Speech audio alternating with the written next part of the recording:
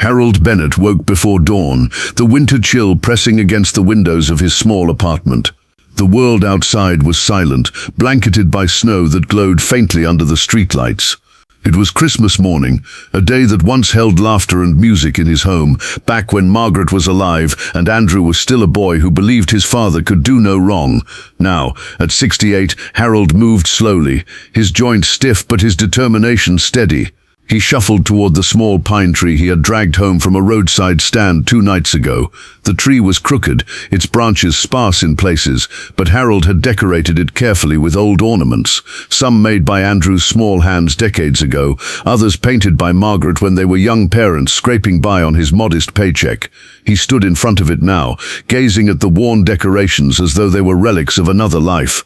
His fingers brushed across a fragile paper star with Andrew's faded crayon handwriting, "For Dad." Harold swallowed hard, the memory rushing back. Andrew, 6 years old, bursting with pride as he handed it to him on Christmas Eve. On the small table beside the tree sat 3 neatly wrapped presents. He had used simple red paper, the kind sold at the dollar store, but he had tied each one with care. A toy car for Ethan, a sketchbook for Grace, and a leather-bound planner for Andrew, though Harold suspected his son wouldn't appreciate it. He had considered buying something for Clara too, but each time he thought of her sharp words and dismissive stares, his hand faltered.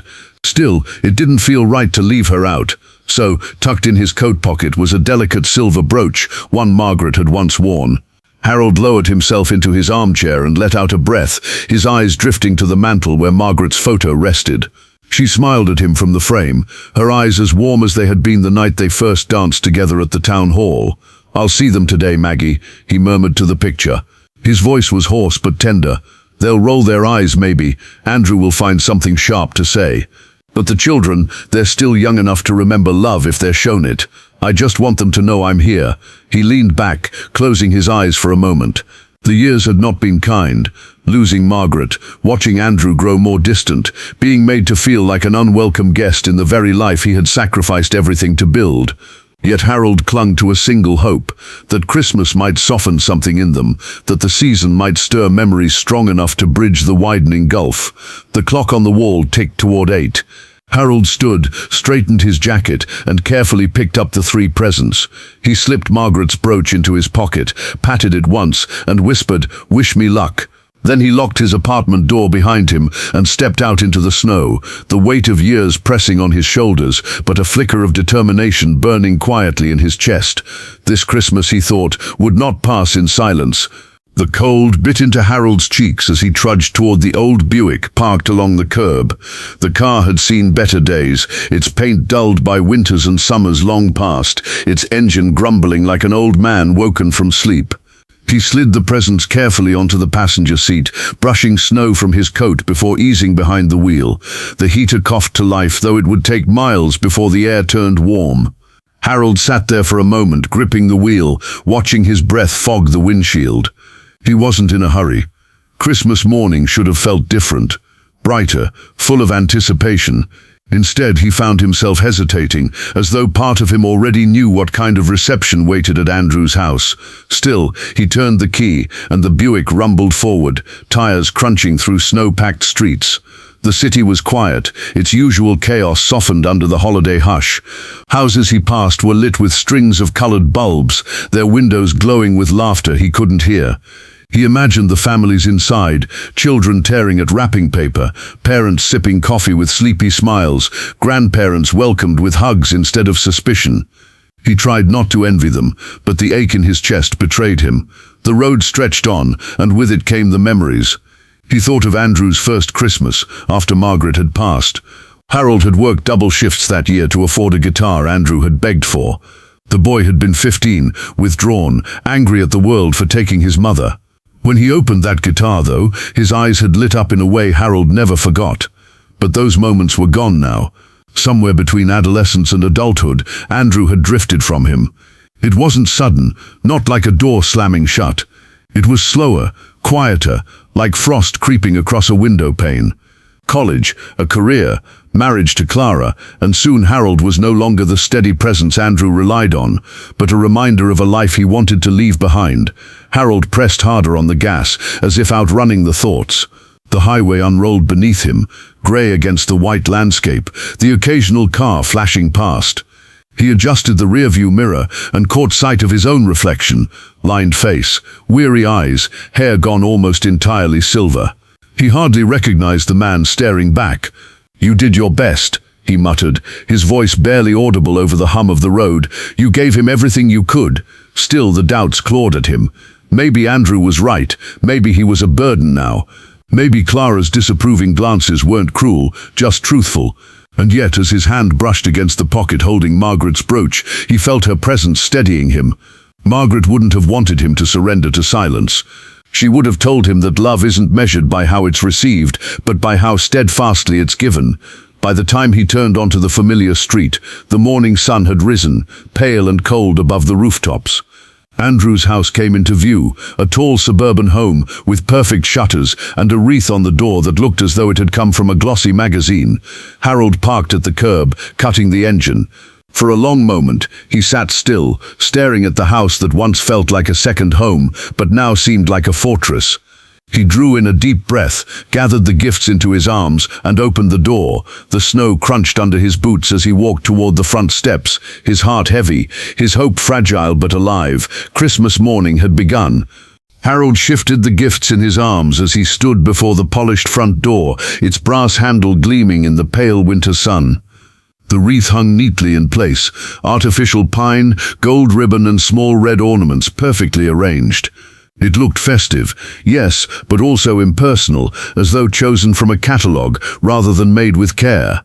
He couldn't help but compare it to the homemade garlands Margaret once wove from pine cones and ribbon scraps.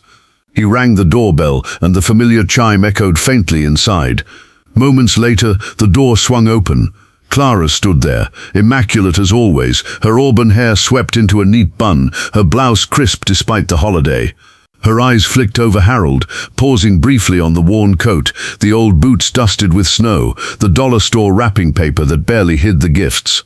"Harold," she said, her tone polite but cool, like someone greeting a distant acquaintance.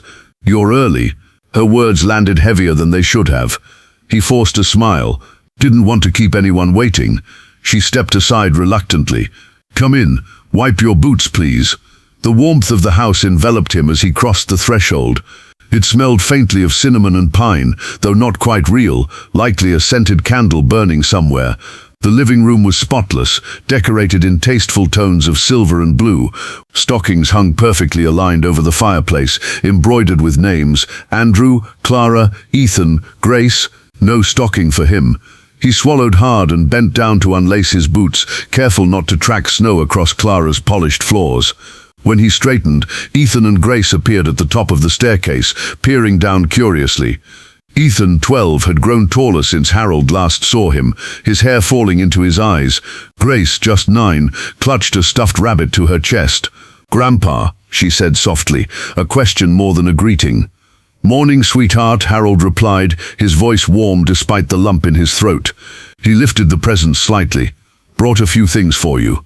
Ethan gave a quick nod, but neither child rushed down to meet him.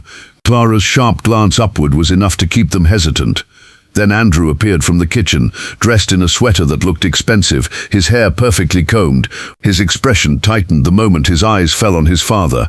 "Dad," he said, not unkindly but without warmth, "you made it." "I wouldn't miss Christmas," Harold answered, his voice steady though his heart wavered. Andrew motioned toward the living room. "Set those down over there. We'll open gifts later." Harold obeyed, placing the presents carefully beneath the tree that towered near the window. It was tall and full, decorated with shining glass baubles and ribbons cascading like waterfalls. A beautiful tree, but Harold felt no soul in it. None of the homemade ornaments from Andrew's childhood, none of Margaret's hand-painted angels, just elegance without memory. He lingered by the tree for a moment, brushing a finger against one of the ornaments. Andrew's voice cut in sharply. "Dad, Careful, those are delicate. Harold withdrew his hand, nodding. Of course, the living room buzzed with the quiet sounds of a household preparing for celebration. Clara arranging trays of pastries, Andrew pouring coffee, the children whispering upstairs. Yet Harold felt it again, the same thing he had felt so many times before, that he was a guest in a place where he once belonged, a presence tolerated, not cherished. He eased himself onto the edge of an armchair, folding his hands together. His eyes drifted to the mantel where photos lined up in silver frames. Andrew's graduation, Andrew and Clara on their wedding day, Ethan and Grace through the years. Not one photo of Margaret, not one of him. The silence pressed down, and Harold wondered, not for the first time, if this house had ever truly wanted him in it. Christmas had only just begun, and already the welcome felt cold. The dining room glowed with soft light from the chandelier, its golden hue reflecting off the polished mahogany table. Clara had set it with perfect precision. White china plates, crystal glasses, silver utensils aligned as if a magazine spread. At the center, a garland of pine and red berries wound its way between bowls of steaming potatoes, roasted turkey and pies cooling at the far end. It was a beautiful setting, yet Harold felt an emptiness in it, as though warmth had been replaced with formality. He took his place at the far end of the table.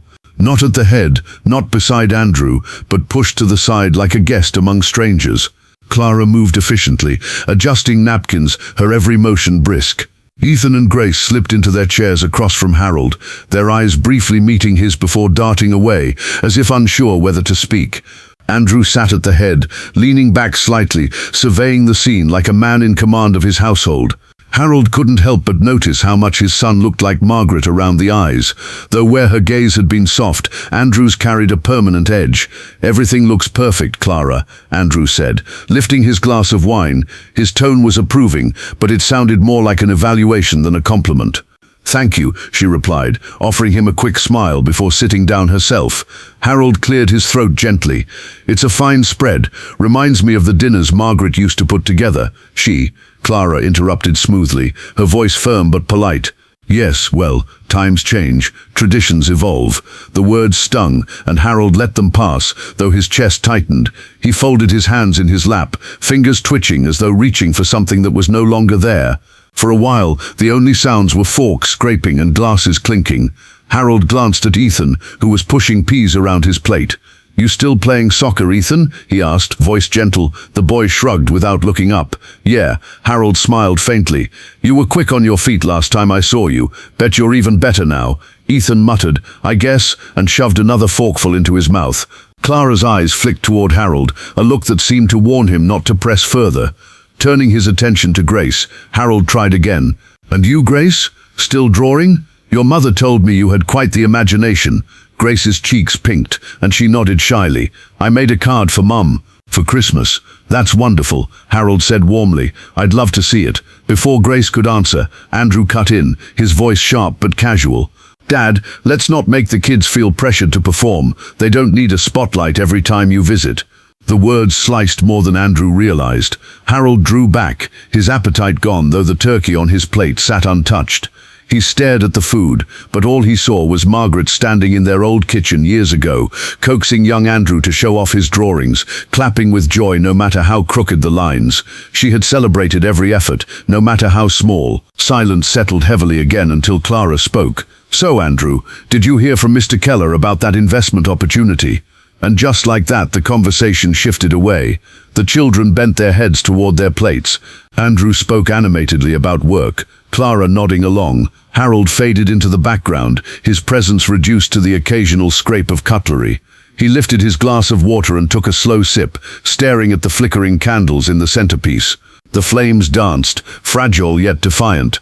He wondered if Margaret would have told him to hold his tongue, to be patient, to trust that love endures. But patience had worn thin after years of being treated like an afterthought. The family table gleamed under golden light, yet Harold felt the coldness more acutely than the snow outside, and deep inside something within him whispered that this was not the Christmas Margaret would have wanted. The meal dragged on, each course a reminder of the distance that had crept into the family. Harold ate slowly, though every bite seemed tasteless. He glanced at the others, hoping for some small exchange, some sign that he was more than a shadow at the table. But Clara's laughter came only at Andrew's remarks, and the children kept their eyes on their plates, their young faces caught between curiosity and restraint. Finally, Harold set down his fork and tried again. "Andrew," he began softly, "do you remember the Christmas we all stayed up late decorating the tree? You must have been about Ethan's age. You insisted on putting every ornament yourself. Your mother and I—" Andrew's glass hit the table with a sharp clink. "Dad," his voice was controlled, but there was an edge in it, a warning. "Do we really need another trip down memory lane? The kids don't care about stories from 30 years ago." The silence that followed was heavier than any before. Ethan shifted uncomfortably in his seat, while Grace looked between her father and grandfather with wide eyes. Clara pressed her lips together but said nothing. Harold drew in a breath, his chest tight. "I only meant, you meant to remind us how things used to be," Andrew interrupted, leaning forward now, his tone rising. "But things aren't like that anymore. This is my family, my house. We do things differently here." Harold's hands tightened around the edge of the tablecloth. He wanted to answer with patience, to smooth things over as Margaret would have done, but the words caught in his throat. He looked at Andrew, really looked, and saw not the boy he had once carried on his shoulders, but a man hardened by pride, unwilling to give even a sliver of warmth back to the one who had given him everything. Grace whispered, "Daddy," but Andrew raised a hand, silencing her before she could continue. "You've had your time, Dad," Andrew said flatly. "We all appreciate the past, but we're trying to build our own traditions. You showing up here and dragging everything back, it's exhausting." Harold's breath faltered. He looked down at his untouched slice of pie, the fork lying crooked beside it. For years he had endured subtle remarks, quiet dismissals, the erosion of a bond he thought unbreakable, but never before had Andrew spoken so plainly, so coldly. Clara finally broke the silence, her voice calm but firm. "Andrew," but Andrew shook his head, not taking his eyes off Harold. "It's the truth. He needs to hear it." The children sat frozen, their small shoulders tense, their eyes darting between the two men. Harold forced himself to straighten, his voice low but steady. "All I wanted was to spend Christmas with my family." Andrew's jaw clenched. "And we let you, but don't confuse that with needing you here." The words struck like a hammer, final and heavy. Harold felt them echo through him, each syllable tearing at the fragile hope he had carried with him that morning. He set his napkin slowly on the table, unable to look at the others. The air was thick with discomfort, but Andrew showed no sign of regret. To him it was a simple declaration, an assertion of control. To Harold it was the breaking point. And though no one spoke it aloud, everyone at that table knew something had shifted, something that could not be easily undone. The table had fallen silent after Andrew's sharp words, the clatter of forks and the soft rustle of napkins replaced by a tension so thick it felt like a physical weight pressing down on everyone. Harold sat rigid in his chair, his hands clasped tightly together, his knuckles pale against the linen tablecloth. The warmth of the meal had evaporated. The festive glow of the chandelier felt like a cruel mockery. He thought of all the years he had bent himself in half to keep Andrew clothed, fed and hopeful after Margaret's passing. Every overtime shift at the factory, every blister on his palms, every sleepless night worrying if he had done enough, it all seemed to hang in the air between them now, invisible and unacknowledged. Ethan fidgeted with his spoon, his voice barely a whisper. "Dad, maybe." Andrew cut him off sharply. "Finish your dinner, Ethan." The boy obeyed, eyes lowered, shoulders slumped. Harold's chest ached at the sight. He wanted to tell his grandson it was all right to speak, to remind him that his voice mattered. But Andrew's glare silenced more than just Harold. It silenced the whole room. Clara shifted in her seat, her gaze flickering toward Harold. For a fleeting moment her expression softened, but when Andrew turned his eyes on her, she dropped her glance back to her plate. Her silence said more than words ever could. Finally, Andrew leaned back in his chair, crossing his arms. His voice came out calm but cold, every word precise like a blade. "Dad, let's stop pretending. You coming here every Christmas, it isn't helping anyone. You sit here dredging up memories, trying to make the kids care about a past that doesn't belong to them." Harold swallowed hard. "I only wanted what you want doesn't matter," Andrew snapped louder this time. His children flinched at the volume, but he pressed on. "This is my home, my family, and honestly, Dad, it's time you stopped showing up. You're not needed here anymore." The words dropped into the room like stones into water, rippling outward, changing everything. Harold's chest tightened. He stared at his son, the boy he had once rocked to sleep in his arms, the boy whose scraped knees he had patched, whose future he had poured his life into. And now that boy, grown into a man hardened by pride, was looking at him as though he were nothing but an unwelcome shadow. Ethan's spoon clattered against his plate, his wide eyes darted toward his grandfather. Grace's lip trembled, her small hands gripping her napkin tightly. She whispered, "Grandpa," but her voice faded into the silence. Harold drew in a slow, shuddering breath. "You mean to tell me," he said quietly, his voice raw but steady, "that you don't want me here?" "Not today, not any day." Andrew didn't waver. "That's exactly what I mean." The room seemed to contract as though the walls themselves leaned closer, suffocating. The laughter of Christmases past felt like a distant echo, swallowed by the coldness now.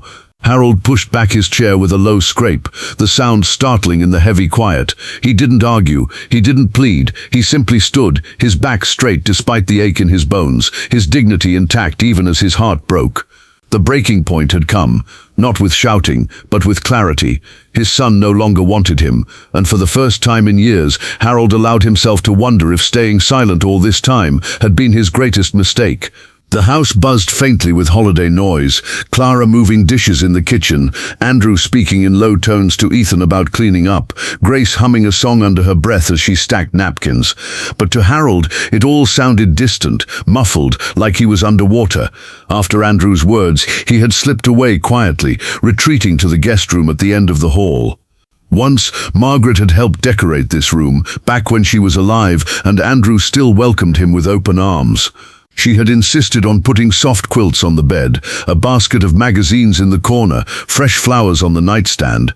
Now the room was bare, functional, more like a waiting station than a place for family.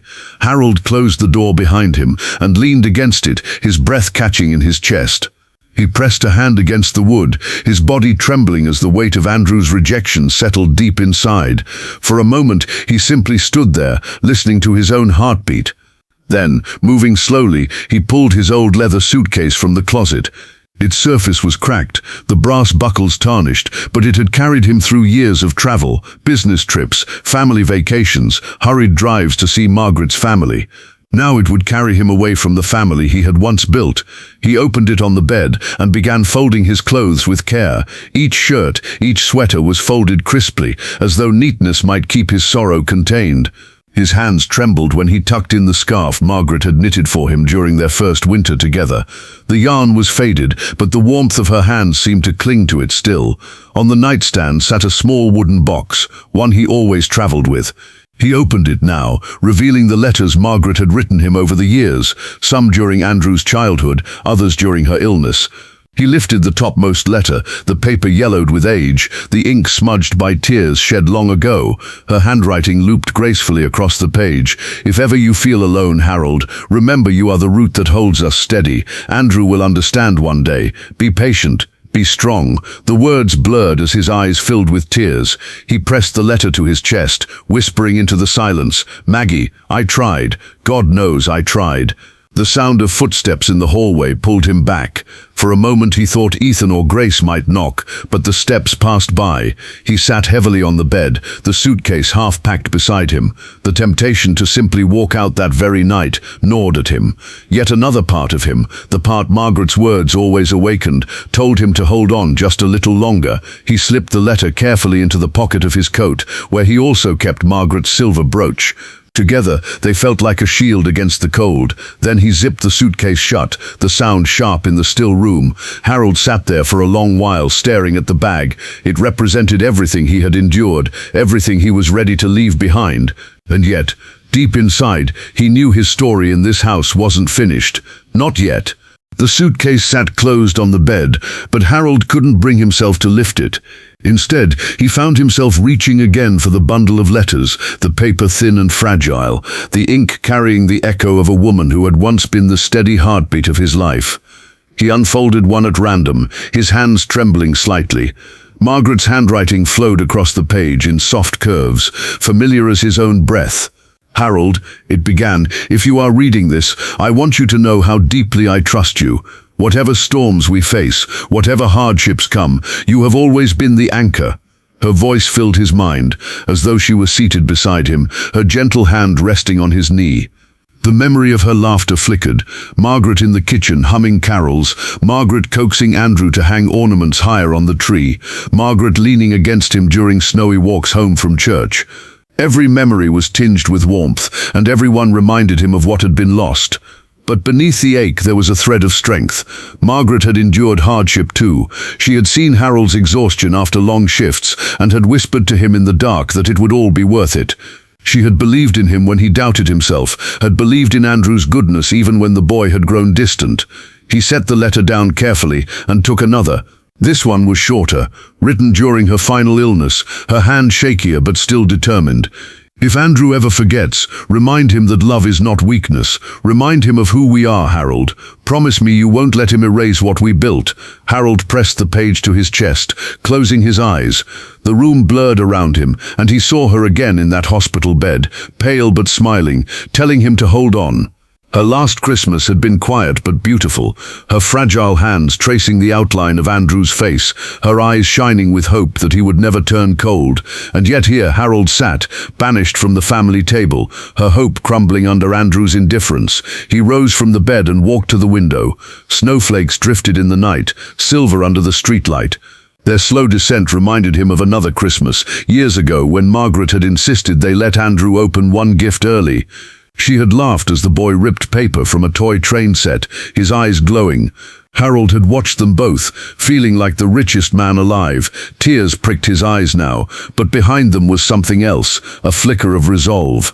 Margaret had entrusted him with more than just memories. She had given him her faith, her belief that love could endure even the harshest winters. He slipped both letters into his coat pocket, alongside the brooch, as though arming himself for the battles yet to come. For the first time all day, the crushing weight on his chest eased slightly. In the silence of the room, Harold whispered, "I haven't forgotten Maggie, and I won't let him forget either." The snow outside continued to fall, covering the world in a hush of white.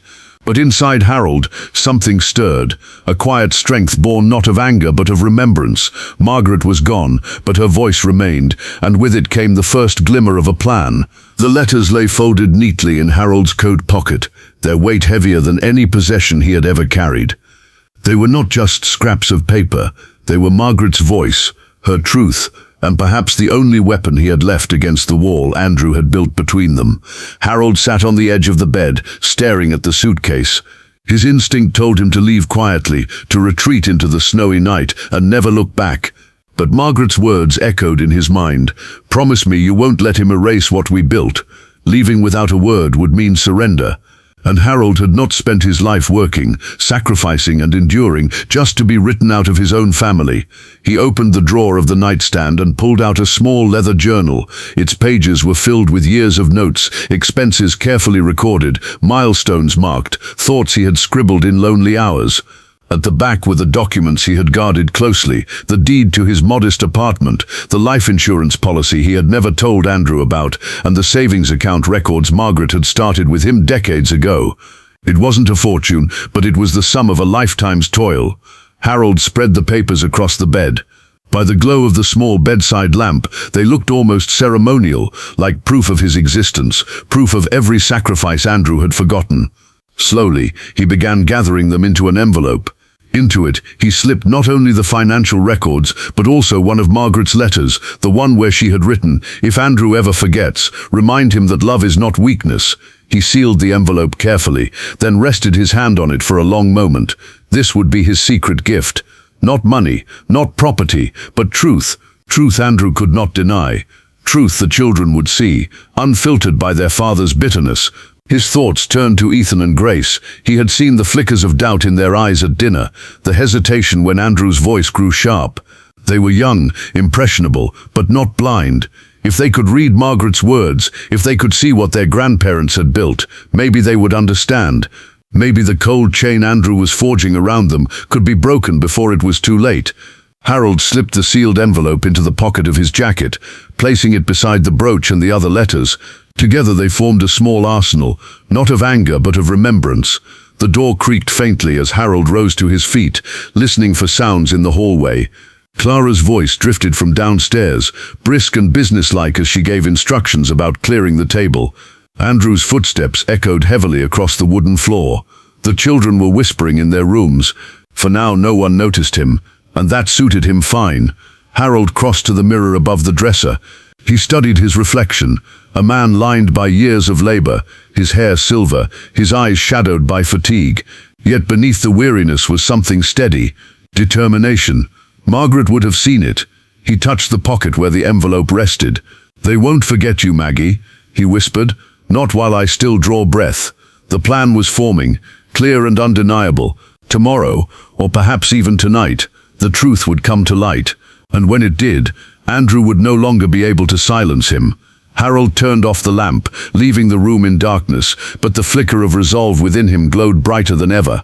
The house had grown quiet after dinner, though the silence was not the comfortable kind. It was brittle, charged, the kind that hums beneath the surface like a storm waiting to break. Harold lingered in the guest room, pacing slowly, his mind turning over what had happened at the table. Andrew's words still cut sharply in his ears. "You're not needed here anymore." He stopped by the window, pulling back the curtain just slightly. Snow was falling harder now, coating the suburban street in thick white. Houses across the way glowed with warmth, faint music and laughter spilling faintly through the glass. In contrast, Andrew's home felt like a stage, everything elegant and well-arranged, but behind the perfection lay a hollowness Harold could no longer ignore. Downstairs, Clara's voice drifted faintly. "Andrew, must you be so harsh?" "The children." Andrew's reply came sharper, though muffled by distance. "He puts me in a corner. Every time he shows up, it's guilt and old stories. I don't want the kids growing up thinking they owe him something. He's lived his life. Now it's ours." Harold's jaw tightened, his hand pressing against the window frame. It wasn't just rejection anymore. It was erasure. Andrew wanted to scrub him from the family, to reduce him to nothing more than a forgotten shadow. A soft knock at the door startled him. He turned, expecting Clara perhaps, but it was Grace. The little girl peeked in, her stuffed rabbit clutched tight to her chest. "Grandpa," she whispered. Harold knelt to her height, his expression softening despite the ache in his heart. "What is it, sweetheart?" Grace stepped inside, her small voice trembling. "Why was Daddy so mean? Did you do something bad?" The question pierced him deeper than Andrew's words ever could. He gathered her gently into his arms, stroking her hair. "No, darling. I just remind him of things he doesn't want to think about. That's not your fault. Or mine." She pulled back, her eyes wide. "Are you leaving?" Harold hesitated. The truth pressed heavy in his throat, but he couldn't bring himself to burden her with it. Instead, he smiled faintly and touched her cheek. "Not tonight." She nodded, satisfied for now, and slipped back into the hallway, leaving Harold alone with his racing thoughts. Later, he ventured downstairs. The fire crackled softly in the living room, casting golden light across the walls. Ethan sat on the couch, a game controller in his hands, though his eyes weren't on the screen. When he noticed Harold, he quickly looked away, embarrassed. "Ethan," Harold said gently, "don't be afraid to speak your heart, even if others don't listen." The boy glanced up briefly, uncertainty written across his face, then returned to his game without a word. Harold let it be. Seeds planted sometimes took years to grow. Clara appeared from the kitchen, her expression tight. "You should rest, Harold. It's been a long day." He nodded, though he could see the strain behind her polished exterior. She wasn't cruel like Andrew, but she also wasn't willing to defy him. For her, silence was easier than conflict. As Harold climbed the stairs back to his room, the envelope in his pocket felt heavier than ever. The tension in the house was building to a breaking point, and he knew that soon, very soon, the truth Margaret had left behind would have to be unveiled. Tonight was not the time. But Christmas morning had not yet finished speaking its piece, and Harold intended to make sure its voice was heard. The morning after Christmas dinner dawned pale and grey. Snow still clung stubbornly to the rooftops, but inside the house, the warmth of celebration had faded. The garland on the mantel glistened in the soft light. The tall tree stood proudly in the corner. But for Harold, everything felt hollow, a performance without soul. He moved quietly through the house, his old leather coat already buttoned, his suitcase waiting by the door. He had made up his mind in the night. This would be his last Christmas here. But before he left, there was something Margaret had entrusted him to do, something that could no longer remain buried. The family gathered in the living room after breakfast, children waiting restlessly for another round of gifts, Clara straightening the pillows, Andrew scrolling on his phone as though eager for the morning to be over. Harold stood near the fireplace, his posture straight though his heart pounded in his chest.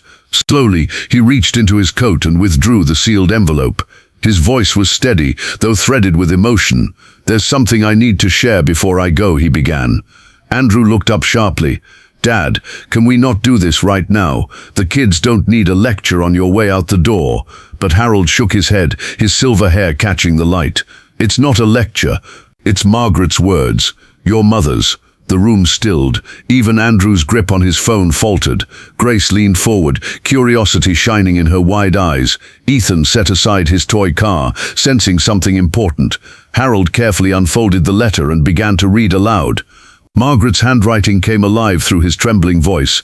"If Andrew ever forgets, remind him that love is not weakness. Remind him of who we are, Harold. Family is not built on convenience or pride. It is built on sacrifice, on memory, on roots that cannot be cut."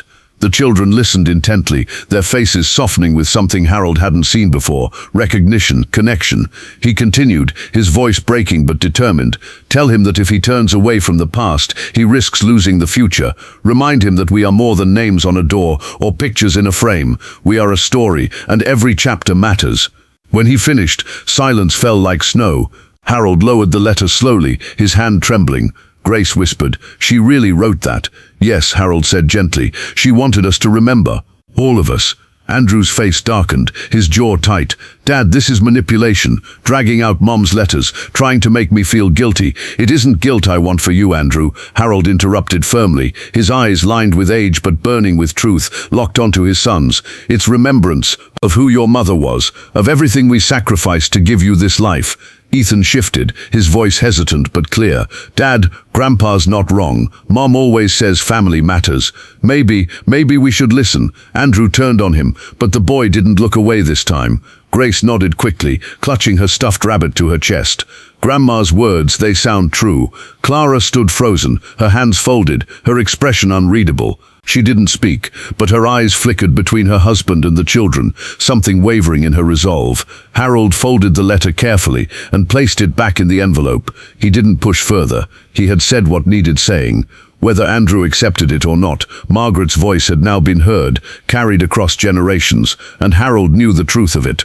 Once words were spoken, they could never be taken back. The letter still trembled faintly in Harold's hand, its edges worn soft with years of safekeeping. Margaret's words lingered in the air like incense, fragile, undeniable, seeping into every corner of the room. Grace's wide eyes glistened, Ethan's lips pressed together in thought, and Clara stood frozen, her gaze shifting nervously between her husband and the man who had raised him. Andrew's silence lasted only a moment. Then, like a dam breaking, the fury came. "Enough," he shouted, slamming his phone onto the coffee table with such force that Grace flinched. The elegant ornaments on the tree jingled faintly, as though the house itself recoiled. Harold didn't move. He stood steady by the fireplace, the letter pressed against his chest, watching as his son's face flushed with rage. "You come in here," Andrew snarled, pointing a trembling finger, "acting like you still have the right to run this family. Dragging Mom's letters out like some kind of weapon. You've been doing this my whole life, Dad. Controlling, reminding, pushing. Well, I'm done." Ethan spoke quietly, almost pleading. "Dad, Grandpa just wanted us to remember." "Quiet," Andrew barked, his voice so sharp that Ethan's shoulders hunched instantly. Clara's lips parted, as though she wanted to intervene, but Andrew's glare cut her down before she could utter a word. His anger filled the room, raw and unchecked, every syllable striking harder than the last. "I'm not your boy anymore, Dad. I don't need your approval. I don't need your letters, and I sure as hell don't need you standing here trying to make me feel like I've failed." Harold's jaw tightened, but his voice was calm, almost mournful. "It isn't failure I want you to feel, Andrew. It's memory. It's the truth of who we are." "Truth?" Andrew scoffed bitterly. "Your truth, maybe. My truth is that you're nothing but a shadow I've been dragging around for years. You think the kids need this? They need me, not you. They need the life Clara and I are building, not some old man clinging to a past that doesn't matter anymore." The words hung in the air like shards of glass, sharp and unrelenting. Harold saw Grace's face crumple, saw Ethan's fists tighten in silent defiance. Even Clara, who so often stayed silent, lowered her eyes, shame flickering across her face. Harold let Andrew's fury wash over him. He didn't shout back, he didn't raise his hand. He only stood there, steady as stone, because Margaret's words still echoed in his ears. Remind him that love is not weakness. When Andrew finally fell silent, his chest heaving, the room seemed hollowed out by his rage. The children sat still, silent witnesses to the cruelty they had never seen so naked before. Harold slipped the letter carefully into his coat once more. His voice, when it came, was soft but firm. One day, Andrew, you will see that anger cannot build what love has already made. But if you can't see it now, then perhaps my leaving is the only gift I can give you. Andrew's mouth opened, ready to unleash more venom, but no words came. The weight of silence pressed heavy again. Harold turned toward the stairs, his footsteps slow but resolute. Each step creaked under his weight, carrying him closer to the suitcase that waited in the guest room, closer to the moment when he would walk away. But he knew this story wasn't finished. Margaret's voice had been released into the house, and though Andrew tried to drown it with fury, it had already taken root in the children. And roots, Harold thought as he climbed, have a way of breaking through stone. The guest room was dim when Harold returned, his suitcase still waiting by the bed like an unspoken decision. He sat down heavily, his body weary but his mind restless, Margaret's letter still burning in his pocket. Andrew's rage echoed in his ears, each cruel word cutting deeper than any physical wound could. But then came the sound of soft footsteps in the hall. Two shadows paused by his door before it creaked open just enough to reveal Ethan and Grace. They slipped inside quickly, shutting it behind them as though afraid of being caught. "Grandpa," Grace whispered, clutching her stuffed rabbit tightly. Her eyes were shining with unshed tears. "Please don't go." Harold's chest tightened. He reached out, and she hurried to him, climbing into his lap just as she had when she was little. Ethan hovered nearby, his face pale but determined. "I heard everything," Ethan said, his voice low but steady. "Dad shouldn't have talked to you like that. Mom didn't even stop him. It isn't fair." Harold's hands shook as he stroked Grace's hair. "Life isn't always fair, sweetheart. Sometimes people let anger blind them, but that doesn't mean we stop loving them." Ethan frowned, his young brow furrowing. "But what about us? We love you, Grandpa. We don't want you to leave." Harold looked between them, his heart aching with both sorrow and pride. "You two are the best parts of this family, and as long as you carry kindness in your hearts, your grandmother's spirit lives on. Even if your father forgets, you don't have to." Grace lifted her head, her small voice trembling. "Grandma's letter. It was beautiful. I don't understand everything, but it felt true, like she was still here." "Yes," Harold whispered, his eyes moist. "She is here, through you, through every memory we keep alive." Ethan stepped closer, lowering his voice, as though confessing a secret.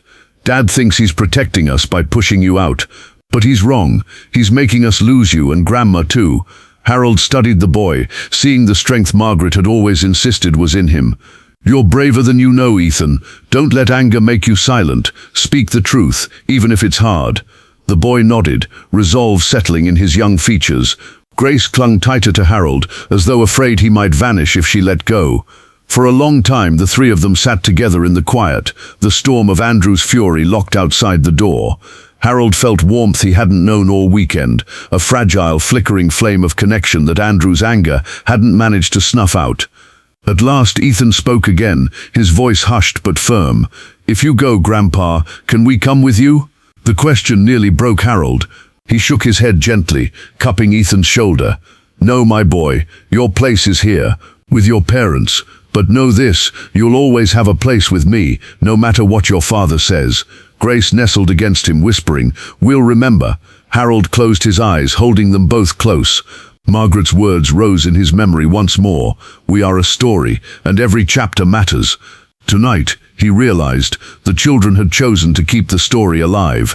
It wasn't victory yet, but it was hope. Downstairs, the house had gone quiet again.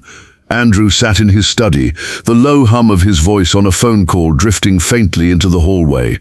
His words were clipped, sharp, the tone of a man who liked to control not only business, but every corner of his life. Clara moved through the kitchen alone, stacking dishes into neat piles, her movements slower than usual. Her reflection in the window caught her eye.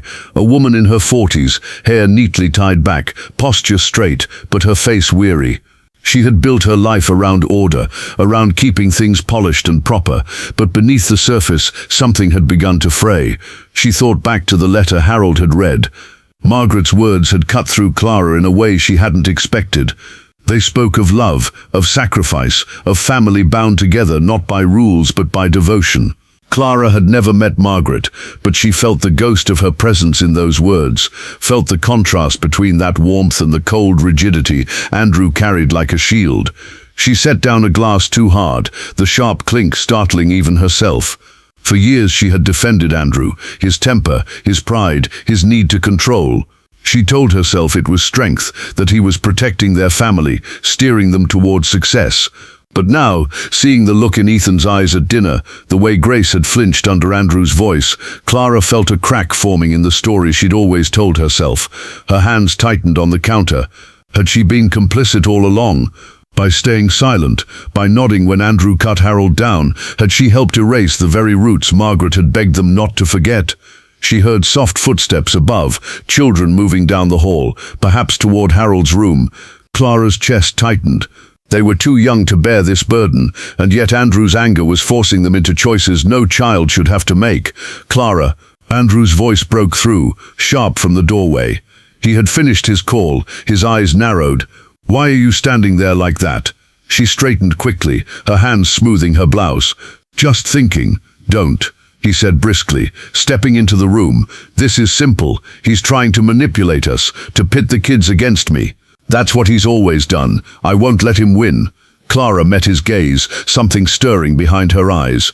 For the first time in years, she didn't lower them. "Andrew." It didn't sound like manipulation, it sounded like love. His expression darkened, a flash of disbelief turning quickly to anger. "Love?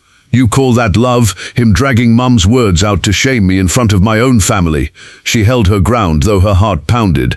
Sometimes truth feels like shame when we don't want to hear it. Andrew froze, stunned that she had pushed back. The silence stretched, heavy and dangerous. At last he muttered, "Don't let him get to you, Clara. He's leaving soon. It'll be easier once he's gone." He turned and walked away, but his words rang hollow. Clara stood rooted in the kitchen, staring at the faint reflection of herself in the window. For years she had chosen the easier path, silence, order, compliance. But as Margaret's words echoed in her heart, she knew silence could no longer be her refuge. For the first time Clara doubted, and doubt, she realized, could be the first step toward truth. The night had settled deep over the neighborhood, the snow outside glowing faintly under the street lamps. Inside Andrew's house, tension coiled tighter with every passing hour. Harold sat in the guest room, the letter safely back in his pocket, listening to the faint murmur of voices drifting up from downstairs. He could hear Andrew pacing, Clara's softer tones trying to temper him, and the occasional sharp clink of glass against wood. The sounds carried like the rhythm of an argument barely contained. At last the footsteps grew louder. A knock rattled the guest room door, firm and commanding. Harold rose slowly, opening it to find Andrew standing there, his jaw tight, his eyes burning with fury. "Dad," Andrew said flatly, his voice deceptively calm. "We need to talk." Harold stepped aside, gesturing for him to enter. Andrew didn't sit. He loomed in the center of the room, his presence heavy, his fists flexing at his sides. "I've had enough," Andrew said. "Enough of the letters, enough of the guilt trips, enough of you coming in here like you still have a place in this family." Harold's expression didn't change, though his heart thudded.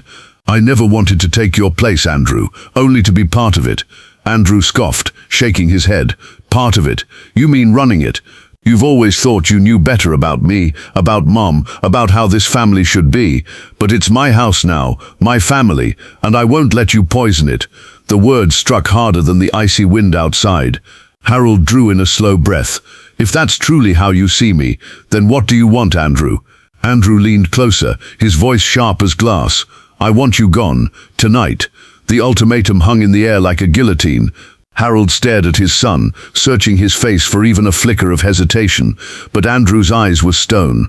You mean to tell me, Harold said quietly, that you would send me out into the snow on Christmas night, rather than let me sit quietly under your roof? Andrew's jaw clenched. Yes, because it's not your roof anymore, and the sooner you accept that, the better for all of us. From the hallway came a faint shuffle. Grace's voice whispered, "Daddy?" But Andrew didn't turn. Harold knew the children were listening, their small ears pressed to the wall, hearing every cruel syllable. "Andrew," Harold said softly, his voice steady despite the ache in his chest, "one day you'll understand that shutting out your roots doesn't make you strong. It makes you hollow, and when the hollow grows too wide, even love won't fill it. Pack it. Be gone before morning." He turned sharply and left, the door slamming behind him. The echo vibrated through the walls, making Grace jump in the hallway. Ethan's hand gripped his sister's shoulder, his jaw set in a way that reminded Harold painfully of Margaret. Harold sank onto the edge of the bed, his hands trembling. The ultimatum had been spoken, his son had cast him out. But as he glanced at the crack beneath the door and saw the children's shadows lingering there, he realized Andrew had not silenced him. Not truly. The story wasn't over. It was only shifting into its final act. The house was silent after Andrew's ultimatum, but it was the kind of silence that hums with unspoken words. Harold sat on the edge of the bed, staring at the worn suitcase. His son's demand echoed in his ears. "Pack it. Be gone before morning." The cruelty of it pressed against him like a weight, yet he felt no urge to hurry. For all the pain in his chest, a quiet flame burned inside, a certainty that this story had not reached its end. The faint sound of the door creaking open pulled him from his thoughts. Ethan stepped inside first, his young face set with determination, followed closely by Grace, who clutched her stuffed rabbit with fierce resolve. "Grandpa," Ethan said firmly, "you're not leaving." Harold blinked, taken aback by the steadiness in the boy's voice. "Your father, I don't care what Dad said," Ethan cut in, his jaw tight. "He's wrong. He's been wrong all night." Grace climbed onto the bed beside Harold, her small hand finding his. "We heard him. He wants you gone, but we don't." Her eyes brimmed with tears, but her voice didn't waver. "Your family too." Harold's throat tightened. He drew both children close, his weathered hands trembling as he held them. "My darlings, you don't know what it means to hear that, but your father, he's the man of this house. You shouldn't have to choose between us." Ethan's eyes flashed with something Harold hadn't seen before. Courage. "Maybe we should, because if we don't, he'll just keep pushing you out. And us too someday, if we don't do what he wants." The boy's words struck Harold deeply. They carried a clarity that seemed far older than his years. He thought of Margaret's letter again, her plea that Andrew remember love was not weakness. Perhaps it wasn't Andrew who would carry that truth forward. Perhaps it was Ethan. Grace sniffled, clutching Harold's sleeve. "Grandma wouldn't want you to leave. She'd want us to be together." Harold pressed a kiss to her hair, his voice a whisper. "Yes, she would." From the hallway came Clara's hesitant voice. "Children." Ethan's head snapped toward the door. He looked at Harold, then squared his shoulders. "We'll tell her." He walked to the door and opened it. Clara stood there, her face pale, her eyes darting between her children and Harold. She opened her mouth to scold them, but Ethan spoke first. "Mum," he said, his voice trembling but strong, "we don't want Grandpa to leave. You can't let Dad do this." Grace slipped off the bed and clung to Clara's arm.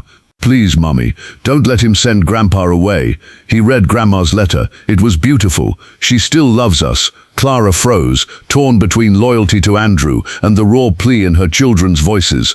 For years she had stayed silent, letting Andrew's authority guide every decision. But now, seeing Ethan's fierce determination and Grace's tearful courage, the silence felt like betrayal. Her lips parted, but no words came. Ethan's voice rose, firm and unshaken. "If Grandpa goes, we'll never forgive Dad. We'll never forget how he treated him, and someday he'll regret it." The boy's declaration rang through the hall with more force than Andrew's shouting ever could. Clara stood stricken, her hand trembling as she reached to steady Grace. Harold rose slowly from the bed, his presence quiet but powerful. "Children," he said softly, "you've shown more courage tonight than most adults ever find. Whatever happens now, I know Margaret would be proud of you." Ethan and Grace turned to him, eyes bright with conviction. In that moment, Harold knew Andrew could force him from the house, but he could never erase the truth that had already taken root in the next generation, and that truth would grow, no matter how harsh the winter. The hallway outside Harold's room felt thick with silence. Ethan's words still hung in the air, bold and unshaken. "If Grandpa goes, we'll never forgive Dad." Grace's small hands clung tightly to Clara's arm, her tear-streaked face tilted upward with desperate hope. Clara's heart raced. For years she had balanced on a careful line, smoothing Andrew's temper, silencing her doubts, teaching the children to respect their father without question. But the sight of Ethan standing tall, defiant in his own quiet way, and Grace pleading through trembling lips, it broke something inside her. She looked past them at Harold. The old man stood with quiet dignity, his silver hair catching the dim hallway light. His presence was steady, calm, almost sorrowful, yet there was strength in the way he held himself. Clara thought of the letter he had read aloud, Margaret's voice speaking from the grave about love, sacrifice, and roots that could not be severed. Her voice was low when she finally spoke. "You're right," she said, surprising even herself. "Your grandmother's words, they meant something. They weren't manipulation, they were truth." Ethan's shoulders relaxed slightly, though he still watched her cautiously, as though afraid she might take the words back. Grace pressed closer, whispering, "So Grandpa can stay." Clara's lips trembled. "I don't know what your father will say," she admitted, "but I do know this. I can't stand here and pretend anymore. I've kept quiet too long." Harold studied her, his eyes soft but searching. "Clara, silence isn't always cruelty. Sometimes it's fear, but fear only grows stronger when we feed it." His words cut straight into her. How many times had she chosen the easy path, agreeing with Andrew, excusing his sharpness, convincing herself that peace in the home required her silence. But peace built on silence wasn't peace at all. It was surrender. Clara drew in a deep breath. "The children are right. Margaret's voice deserves to be heard, and so does yours, Harold." From down the hall, Andrew's voice carried, "Clara, where are the kids?" The three of them stiffened. Ethan stepped closer to Harold, his small body squared protectively, while Grace buried her face in her mother's blouse. Clara straightened, smoothing Grace's hair. For the first time in years, her spine felt unyielding, her voice ready. She turned toward the stairs, her footsteps measured and sure. When she reached the living room, Andrew was standing near the fireplace, his phone back in hand, his expression impatient. He looked up sharply. "What's going on?" Clara met his eyes. "Steady now. Andrew, we need to talk. Not later. Now." His brow furrowed. "About what?" "About your father," Clara said firmly, "and about the way you've treated him tonight." The children saw it, I saw it, and it's wrong. Andrew's mouth fell open slightly, disbelief flickering into anger. "Clara, don't start. She cut him off, her voice stronger than she'd thought possible. "No, Andrew, I'm finished excusing it. Margaret's letter, it wasn't an attack, it was love. And if you can't see that, then the problem isn't him, it's you." The room went utterly still. Andrew's jaw worked furiously, but for once words didn't come easily. Clara stood before him, no longer the quiet partner smoothing his temper, but a woman who had found her voice at last. Upstairs, Harold listened to the muffled exchange, his heart heavy but hopeful. Margaret's spirit, he thought, was alive not just in the children, but in Clara too, and that perhaps was the beginning of change. The fire in the hearth crackled, but the air in the living room felt frozen. Clara's words still hung between them, heavy and unyielding. For the first time in years, she had not softened her husband's anger, had not stepped aside. Instead, she had stood firm, her eyes steady on his, her voice calm but unmovable. Andrew's chest rose and fell quickly, his fists clenching at his sides. He opened his mouth once, twice, but the sharp retorts he usually wielded like weapons faltered on his tongue. He wasn't used to resistance, not from his wife, not from anyone under his roof. "Clara," he said at last, his voice low and dangerous, "you don't understand. He's trying to divide us. That's what he's always done." Clara shook her head. "No. That's what you've told yourself to keep from facing the truth. He hasn't divided us, Andrew. You have." The words struck like a slap. Andrew staggered a step back, his face flushing crimson. "How dare you?" But then Ethan's voice rang out from the staircase. "She's right, Dad." Andrew spun, eyes wide. Ethan stood there in his pajamas, Grace beside him holding her stuffed rabbit tightly. Behind them, Harold's figure loomed in the hallway's dim light, silent but steady. "You're treating Grandpa like he doesn't matter," Ethan continued, his young voice shaking but strong. But he does, to us, to Grandma, to this family. Grace nodded, her eyes filling with tears. We love him, Daddy. Why don't you? Andrew froze, his breath catching, as if their words had pierced straight through the armor he had built around himself. He stared at his children, their small faces earnest and unwavering. For the first time, doubt flickered in his eyes. Clara's voice was softer now, but resolute. They see what you refuse to. Harold isn't here to take from you, Andrew. He's here because he loves you, because Margaret asked him to keep this family whole. The weight of Margaret's name broke something inside Andrew. His shoulders sagged, his fists unclenched. His eyes darted to Harold, who stood in the doorway, his face lined but calm. Why? Andrew whispered, his voice cracking. Why couldn't you just let me be? Why did you always have to remind me of what I wasn't? The pain in his tone caught Harold off guard. Slowly, he stepped forward. I never wanted you to feel less, Andrew, only to remember that you were never alone. Everything I worked for, everything your mother believed in, it was for you. Andrew's eyes brimmed with something Harold hadn't seen in decades. Fear. Not anger, not arrogance, but fear. He turned away, pressing a hand over his face as though to shield himself from the truth. His breath came ragged, his voice raw. All these years, Andrew murmured, I thought you judged me, thought you saw me as weak, unworthy, and I hated you for it. Harold's heart twisted. No, son. I saw you as mine. My boy, and I only ever wanted to remind you of who you were, not who you weren't. Silence fell. The children clung to Clara, their wide eyes fixed on their father. Andrew stood trembling near the fireplace, his proud posture collapsing, his voice reduced to fragments.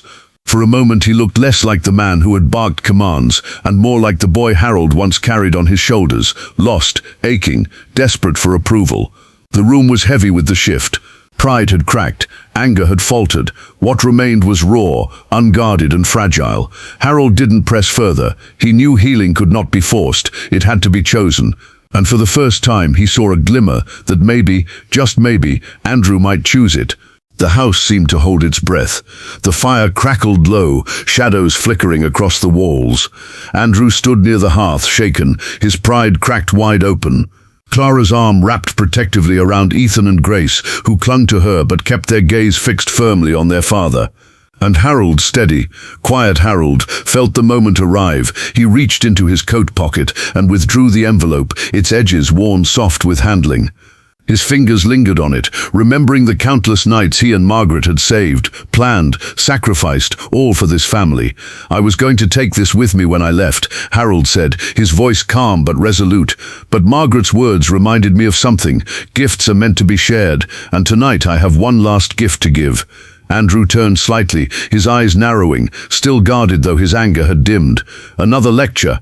Harold shook his head. No, not words this time. Truth. He opened the envelope and laid its contents gently on the coffee table.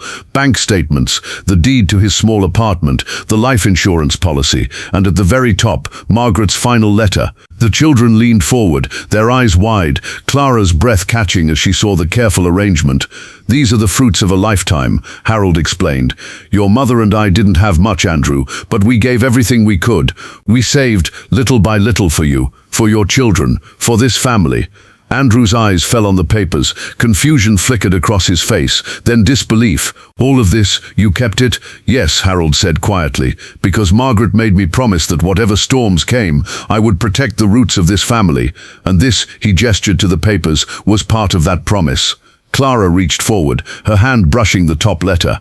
Her lips trembled as she read Margaret's handwriting, her voice cracking as she whispered, Family is not built on convenience or pride. It is built on sacrifice, on memory, on roots that cannot be cut. Grace pressed closer to her mother, tears slipping down her cheeks. Grandma's words are beautiful, she whispered. Ethan looked at his grandfather, awe in his young eyes. You saved all this for us? Harold nodded, his voice thick. Yes, my boy. For you, for Grace, for your father.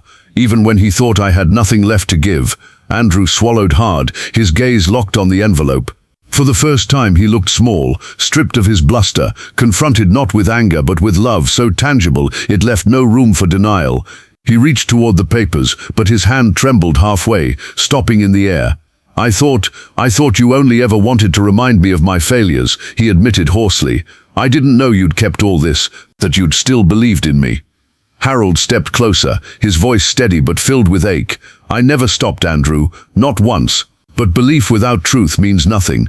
That's why Margaret asked me to remind you, because love forgotten is love lost, and I wasn't about to let her love die with her." The room fell into silence again, broken only by the faint ticking of the mantel clock. The firelight glowed on their faces, illuminating every raw emotion: Clara's quiet tears, the children's fragile hope, Andrew's shaken resolve, and Harold's steady determination. At last Andrew lowered himself into a chair, his head bowed, his hands covering his face. His voice came muffled but broken. "What have I done?" Harold didn't answer. He knew the gift was already working. Not the money, not the papers, but the truth behind them. Margaret's words had been planted in soil, long hardened by pride, and tonight that soil had cracked, and from cracks roots could grow again. Morning broke soft and pale, the snow outside glistening in the first light of day. The house, so heavy with tension the night before, now carried a strange stillness, not empty but expectant, as though it too waited to see what would become of the family inside. Harold rose early, the faint ache of age in his bones tempered by a calm he hadn't felt in years. He dressed slowly, buttoning his worn coat, slipping Margaret's letter back into his pocket. Today, he thought, would either close the door on his place in this family or open it for good. When he stepped into the living room, he found the others already gathered. Clara sat on the couch, her arm around Grace, who still clutched her stuffed rabbit. Ethan stood near the fireplace, his expression steady, protective in a way far beyond his years. And Andrew sat in the armchair, the envelope of documents and Margaret's letter resting untouched on the table before him. His son's eyes were shadowed, his face drawn as though he hadn't slept. For once Andrew didn't rise, didn't bark commands, didn't demand control. He simply looked at Harold, the weight of his pride hanging like a burden across his shoulders. "Dad," Andrew said at last, his voice rough, "I don't know how to undo what I said last night." Harold stepped closer, his gaze unwavering. "Some things can't be undone, but they can be healed." Andrew's throat worked as he swallowed. "I thought I was protecting this family by shutting you out, but maybe I was just protecting myself from you, from her memory, from the way she made me feel small." His voice broke, softer now. "But I see now it wasn't her making me small, it was me refusing to grow." Grace leaned into Clara, whispering, "Daddy." Her voice carried both forgiveness and fear. Andrew reached for the envelope, pulling out Margaret's letter again. He stared at her handwriting, his hands trembling. Then, slowly, he set it back down and looked at Harold. "If you're willing," Andrew said, his voice hoarse but honest, "I want you here, not just for them, for me too." The words landed like sunlight breaking through cloud. Clara exhaled a shaky breath, Ethan's shoulders relaxed, and Grace smiled through tears. Harold's eyes filled, but his voice was steady. "I'll always be willing, Andrew, always. But know this, my staying isn't about me, it's about your mother's wish and your children's future. If you want me here, then you have to honor that truth." Andrew nodded, his jaw tight but his eyes glistening. "I will, I promise." The clock chimed softly in the background, the sound mingling with the hush of falling snow outside. For the first time, the room felt whole, not perfect, not free of scars, but whole in a way Harold had feared was lost forever. He looked at Ethan and Grace, their faces bright with hope, then at Clara, whose eyes shone with newfound strength. Finally, he turned to Andrew, who sat humbled yet open, his walls cracked but not beyond repair. Margaret's words echoed in Harold's heart. "We are a story, and every chapter matters." This chapter, he realized, was not about endings but beginnings. Revenge had not come through anger or abandonment. It had come through truth, through memory, through the unshakable love that Andrew could no longer deny. As the morning sun spilled across the room, Harold felt Margaret's presence, as though she stood beside him, her hand resting gently on his shoulder. He smiled faintly, whispering so only he could hear, "We did it, Maggie. They'll remember." And for the first time in years, Harold knew peace,